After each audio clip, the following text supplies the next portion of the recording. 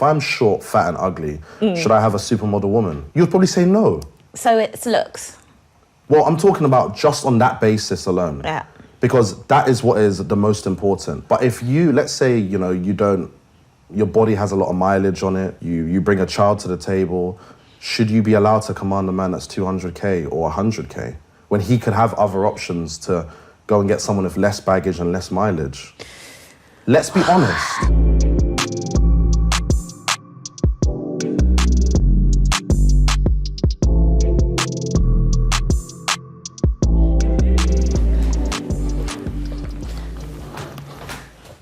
How are you, Andrea? I'm good, thank you, Sean. How are you?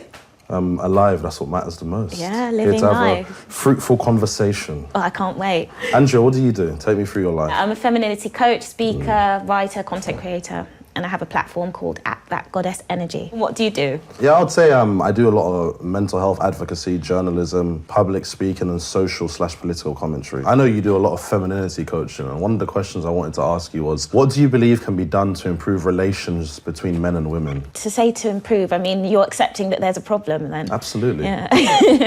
Okay, that's the first step, accepting that there is a problem, and I think generally there is. It's just about understanding each other and understanding our motives and how we differ in our general approaches to life and respecting those differences instead of trying to make each other more like the other because we understand ourselves better. I think a lot of men don't really like women, and I think a lot of women don't really like men. They want them to be more like women in their minds and vice versa. What are the differences between men and women? Men tend to be interested in the mechanics of objects and things. Women tend to be more interested in relationships and people. Give me an example where you think women don't understand men and men don't understand women. Relationships. And the reason why I focus in on that is because I feel like relationships are probably the biggest thing in your life that can change your life trajectory either upwards or downwards. And I don't think they're given the kind of intense focus and education that they should be. I think we're just now starting to come into that with the internet and with, you know, mental health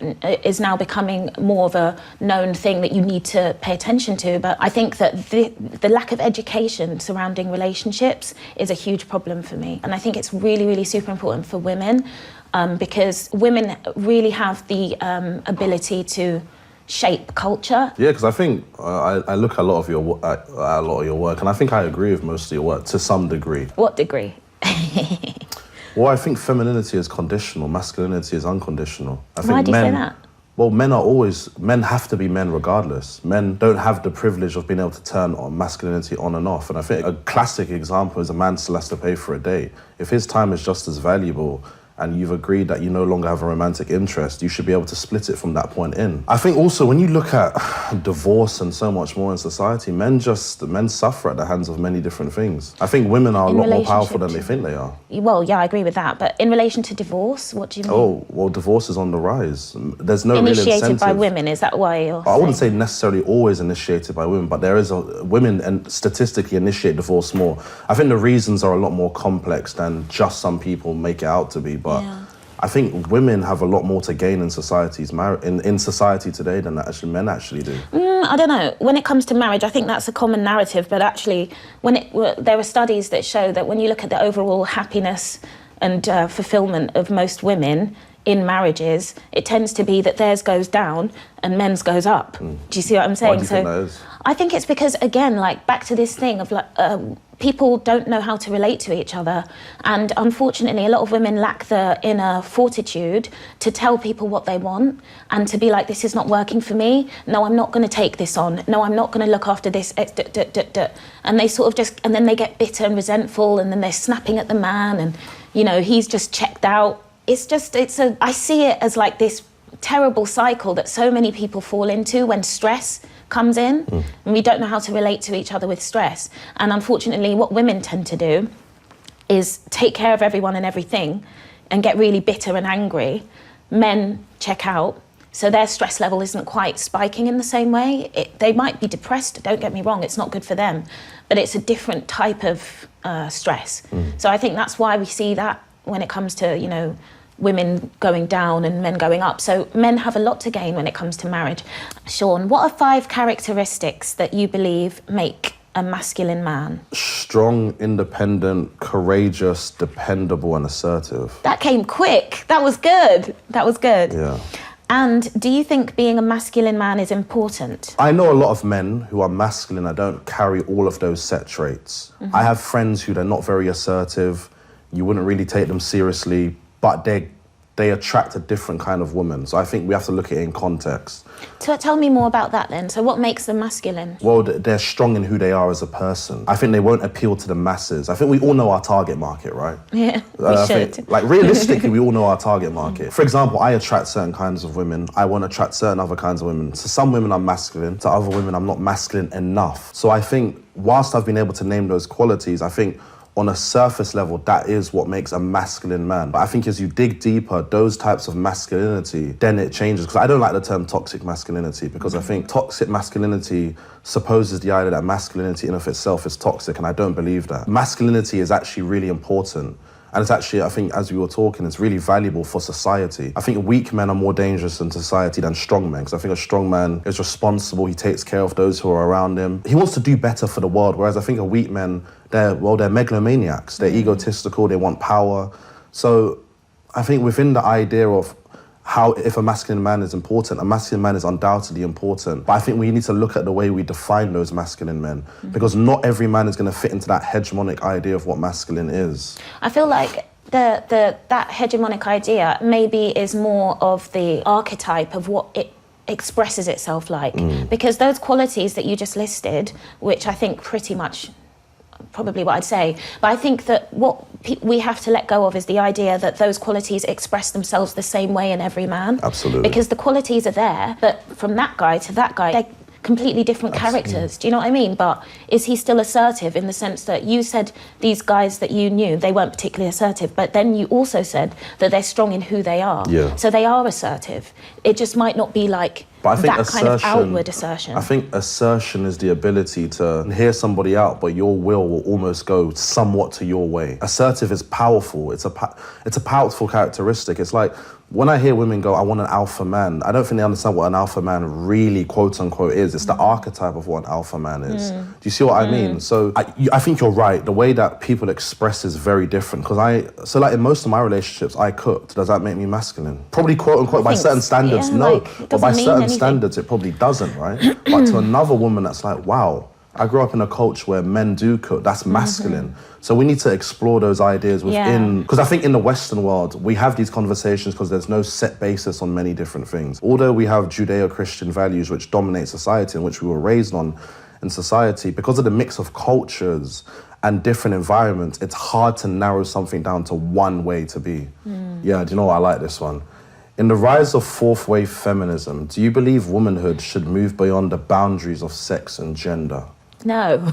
It's a quick answer, no. I think we've developed as a society. There's no point trying to take the templates of what womanhood looked like in the 20s, 30s, whatever. Like, there's no point trying to now impose that on our society, unless that's how you want to live, do you? But at the same time, for most of us living in this world, the society is just not set up in a way that really allows for that kind of living anymore. Take what you want, but at the same time, do I believe that womanhood is just this coat that anybody can pick up and try on? No, I don't. I think that it's an intersection between sex, your lived experience, walking through the world in this body, and then also being in this body. So it's the body that you're in and how it is and the hormones and everything that goes on. It's your experience of being treated by others in this body, and it's your actual cells. So all of these things have to come together for you to be a woman, in my opinion. Of course, if you feel like you want to express yourself in a feminine way, crack on. But at the same time, it's not... womanhood is much more than that one element. It's not performance. No, and people are now focusing on the one element of the society perceiving you and how you look as womanhood. And for me, no, there's so much more to it. It's a spiritual, physical, cellular thing, and it's undefinable, really. We can define femininity and masculinity to the best of our ability, but in my opinion, these are just ways that God, creator, whatever, spirit, it's a way of perceiving the world. It's a way of moving through the world. It's a way of creation. It's like you're both doing the same thing, but feminine versus masculine. It's an approach to creation, and both create, but it's just a different manner of doing so. And so, do what you want, but womanhood is much more than that, in my opinion. So then, how do you feel about the way a lot of people are viewing womanhood as a performance and something they can, if they feel a certain kind of way, that's what they essentially are. What would be your argument to those kind of individuals there then? I don't even know if I have an argument, because I just feel as though just don't impose your thinking on me. If you feel that you want to be considered as a woman, please do what you want to do, but don't now tell me that what I'm saying and what I believe and what I know in my heart is wrong. I don't really have an argument for that, because I feel like people should live how they want. Why do you think modern men don't want to be providers? I don't think that's necessarily true.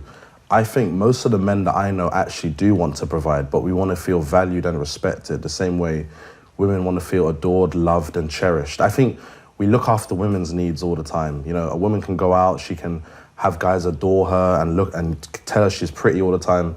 Most men don't hear they're handsome. Most men don't hear they're good looking. You know, a man might come home from work and he gets cussed to the high heavens. And I'm not saying that there's not other issues at play, but women want to be loved and cherished and adored. And men, we are raised to know that. Women are not taught how to treat men necessarily. And there's a lot of people that will go, but I saw my mum do everything for my dad. Yeah, but my mum was problematic. I don't understand how men would have been with someone like my mum. So I can go off anecdotal experience, but I think in a grand scheme, I think most men do want to provide. There's something inherent in us as men that we want to provide, and I think I'm quite like that quite often, but I want to feel valued, respected, appreciated, and I want to know I'm not being taken advantage of. And I think because men, our masculinity has to be unconditional. As you and I just said, men are used to rejection. We just got to take it on the chin. We can lay everything out and then boom, someone drops us. But that's normal, that's life, right? But I think with women, there's always going to be someone to pick up your slack. Even if you have a child today and the red pill community goes, you're less valuable, you're pretty, there's a man that will pick you up no matter what.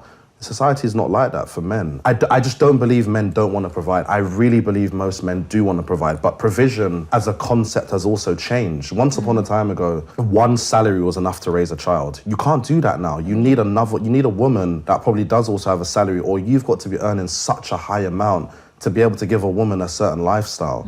But also, if you want a certain man to provide, he has to be within a certain bracket. And you and I have this conversation. There's a lot of women that shouldn't demand a man for 100K. Like, realistically, if you want a man on a certain amount of money, what does you've that got mean? to bring... Well, look. All right, look. I'm going to put it in the easiest way. If I'm short, fat and ugly, should I have a supermodel woman? You'd probably say no. So it's looks. Well, I'm talking about just on that basis alone. Yeah. Because that is what is the most important. But if you, let's say, you know, your body has a lot of mileage on it, you bring a child to the table, should you be allowed to command a man that's 200K or 100K when he could have other options to go and get someone with less baggage and less mileage? Let's be honest. Well, look, I'm not going to say that these things don't have impact in the dating marketplace. Like, that's why I'm not like, hey, yeah, you know, pop out a kid for a man you don't want. It's fine. Like, it's not fine, you know? It's actually not, it's not cool. Not just for the kids, but it kind of, you hinder yourself in many ways. I think for men as well. Like, these things, they're things that you now have to consider that you wouldn't have had to consider. So it does put you at a disadvantage. But I think what will always take precedence, which I think that men and women both need to kind of pay a lot more attention to, is the value that you bring to somebody. So you kind of touched on that when you first started talking about men want to feel valued, men want to feel respected. Men will go where they feel respected and valued, period. Like, I just think that if more women could understand that it's not just love, it's like you have to understand how people want to be treated. The same thing that I think that is missing, it's like we don't understand what we need from each other, and then you're confused when things like cheating happens, or, you know, other bad things happen in the relationship, but it's because you don't know what he needs and he doesn't really know what you need. What do you believe has happened in society for there to be an emerging men's right movement? I think in an effort to level the playing field for women, things swung, the pendulum swung, can I say too far? I don't know. It's just swung, basically. The pendulum has swung, and I think that when you encounter displacement of power, can I say? When things like that happen in a society and the people who were used to having a certain place and position feel like that position is eroding and they're kind of trying to find their feet, I think this is when things like this start to happen. And I'm not saying that this is good or bad, quite frankly. I think there are some good elements and some bad elements. I think some things in society are difficult for men at the moment. The things that I'm kind of describing, like the place for men is shrinking. I think that a lot of men are struggling on how to maneuver and how to be what they want to be, which is men of power. They want to have some sort of standing. And I think a lot of men feel that they don't. And it's really difficult for them to navigate, because for some of the reasons we talked about before, when we were talking about provision and things like that, salaries lower, being able to be the man of a house and provide for a family a lot harder. And I think that a lot of men are struggling with feeling like they have anything to offer. And I think that's why a lot of these like red pill, incel kind of groups are springing up, because it's a bunch of disgruntled men not understanding that it's like time to turn inwards, instead projecting outwards, and everything else is the problem. What's the difference between those movements and women chat shows? What's a women chat show? Women chat, all they do is chat nonsense. Well, men are the kings of that at the moment online. But these blooming podcasts, all a bunch of blokes. But then don't you think it's interesting that when it's men talking, it's disgruntled, hard done by. When it's women, we're just talking about our issues and troubles. Even the language that we have around it tells you the displacement of how we view men speaking up versus women speaking up. No, I think the energy... Listen, first of all, there are some women's podcasts that are generally the Receipts negative. podcast is nonsense. I don't listen to... That's me just using one podcast. Okay. I've listened to it and I've gone, okay, is this really what women will listen to? Love Island's a good example. Yeah, it's a load of rubbish. But like the point being, I think that the difference between the question was about these, you know, men's rights and incel movement, like far right fringe kind of men's movements. Why are they coming up now? And that's a genuine question, because they are springing up now, because the balance of power is shifting. Do you think it's a good idea for women to make the first move? I think there's a saying in the Bible that says, closed mouths don't get fed. Is that in the Bible? I think so. I think it's me paraphrasing it. But if you want something, you have to go and get it. And I think as men, we have to go and get what we want. If you really want a guy, I believe the idea of manifesting and law of attraction is nonsense. You're pretty. That's the reality of your manifestation. You're pretty, you'll have the options. If a guy really likes you, he'll come up to you. If you're not as pretty, you can't manifest a guy into your life. Like if I turn around and I said to you, I'm going to manifest a wife, you'll be like, what are you talking about? No, I wouldn't. Yes, you would. You'd be like, this guy's talking not. nonsense. I wouldn't. But manifestation doesn't mean you just sit idle. Like, God doesn't provide things for people who don't move. Like, anything that doesn't move is dead. Absolutely. Like, you can't be stagnant. But at the same time, do you, like... And believe me, it's true. You have to have a vision. You have to have an idea of what it is you want. Absolutely. There's a reason that's also in the Bible, ask and you shall receive, right? But you do have to move. You can't just do nothing. I don't think for men or women. That's the idea of also self-improvement. And I think with men, we have to self-improve. We always have to do better. Because our value doesn't come from who we are inherently. Our value comes from what we provide to the world, you know, what we do within the world, the impact and the legacy that we have. And I don't think that's a bad thing. I think it's quite exciting to build these things up. But I do also think within the current dating market, and you and I were talking about this before, if you want somebody, go and ask. Like, there's nothing wrong with that. But I think another thing is, I think a lot of women think they shoot their shot by giving a guy 2 eye stares and that's it. I would differ from you. I would say that if you as a woman want a certain type of man and a certain type of connection, it's not going to be beneficial for you to go up to him and say, you're right, babes. But we spoke about ceilings as well. Women need to have better ceilings. That's another conversation. That's another conversation. As I said, there's a lot of women out there who are like, listen, I need a guy that's 6 foot, 6 figures, 6 inches, all this sort of stuff. You know, these are very rare characters. You know, tall men are not in very... But this is an immature mindset. Right, but I think whilst it might be an immature mindset, there's a lot of immaturity that still is at play. Yes. Tall men are quite rare. Men that make 6 figures are quite rare. Yeah. 4 inches is the average, if I remember correctly. Yeah. People don't realise that a lot of these things you're asking for, they're not... I know. They're actually really hard to come by. And if, as I said, yeah... But you won't find that. Like, if your mentality is if that is what you think you are looking for in a partner, you won't find the right partner for you, because you're still stuck in a immature mindset.